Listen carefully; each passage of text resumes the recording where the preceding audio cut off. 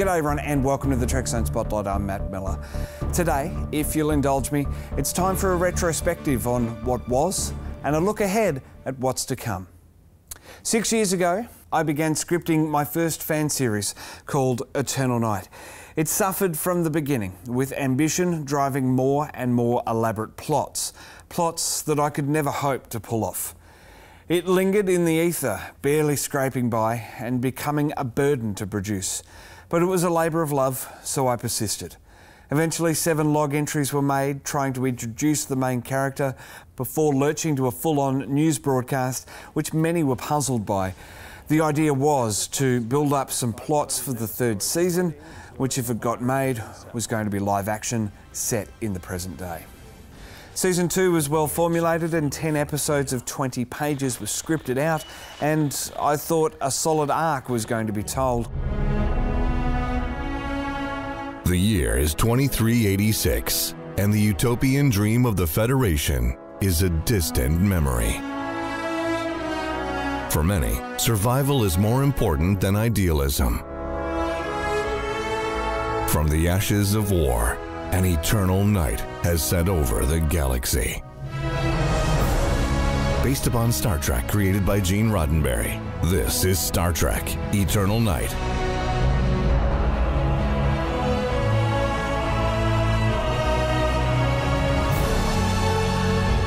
Starring Vito DiFrancesco, Jeremy Levi, and Tessa Carmody, with Ross Darcy, Sarah McKellar, and Alexandra Wilson.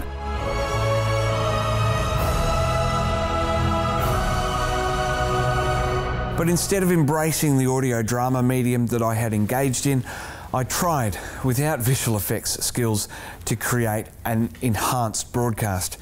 It lasted 4 episodes. I think the biggest thing was that I was trying to be like James or Vic with their production studios, their quality and their ambition. But I was alone in this endeavour. I really only had myself. Sure, I had friends around me that were supporting me, but it was really only me as the driving force. Eternal Night was mothballed and faded away into non-existence until Alec Peters was sued for trying to create a business venture off the Star Trek IP, and CBS came down hard on all fans. We had guidelines, but most importantly, and this is not a victory speech, there was a level playing field with James moving on to become a licensed museum and Vic wrapping production. Finally, I thought I could make a fan film again and not be drowned out.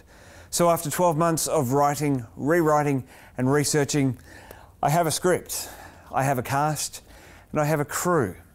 I've also got a location and a title. It is Once More with Feeling. The script is 16 pages long and it's going to be produced as an audio drama with pictures. Think of a table read mixed with an acting troupe performing for a radio broadcast. You'll see the basics of what I was hoping to tell if I could have gone into full production, but I'm hoping that you're going to be immersed in the story and it's not really going to matter. To my knowledge, this has never been done before for fan films, and if it works, there'll certainly be more to come. But for now, stay tuned because next month, in April, I'm going to be introducing you to the cast of Once More with Feeling. Or, of course, if you're watching this in the future, click the link in the description below to jump right over to the next production report.